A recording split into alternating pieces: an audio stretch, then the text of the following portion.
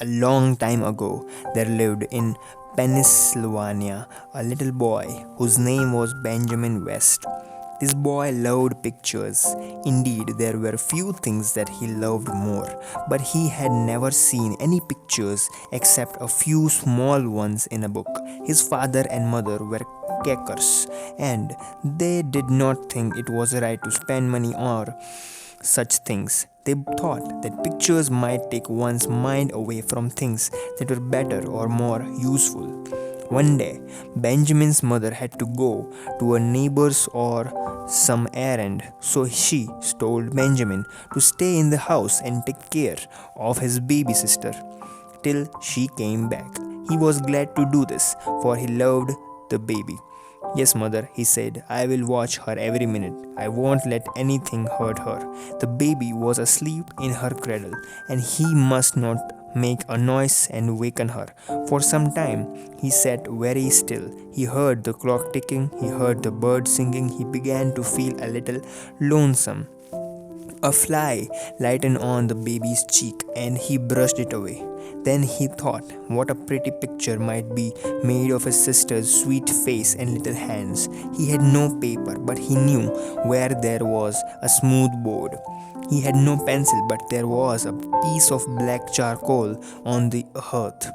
How pretty the baby was! He began to draw. The baby smiled but did not wake up. As often as he touched the charcoal to the smooth board, the picture grew. Here was her round head, covered with pretty curls. Here was her mouth. Here were her eyes, and here her dainty ears.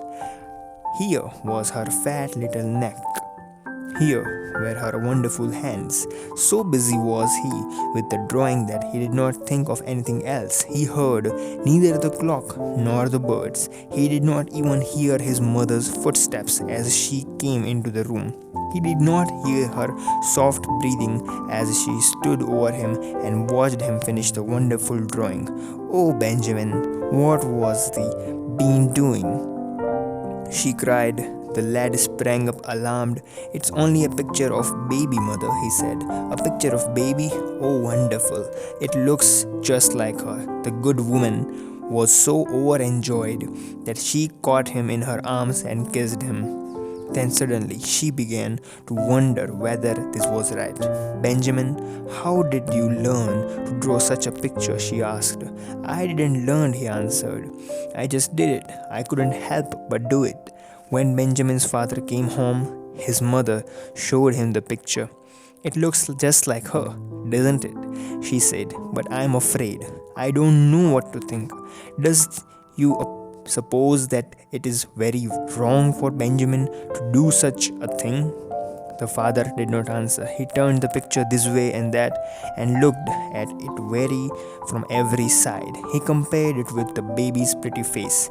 Then he handed it back to his wife and said, put it away. It may be that the hand of the Lord is in this. Several weeks afterwards, there came a visitor to the home of Wests. It was a god or a good old friend whom everybody loved, a white-haired, pleasant-faced minister whose words were always wise. Benjamin's parents showed him this picture. They told him how the lad was always trying to draw something, and they asked what they should do about it. The good minister looked at the picture for a long time, then he called little Benjamin to him. He put his hands on the lad's head and said, this child has a wonderful gift. We cannot understand it, nor the reason of it. Let us trust that great good may come from it, and the Benjamin West may grow up to be an honor to our country and the world.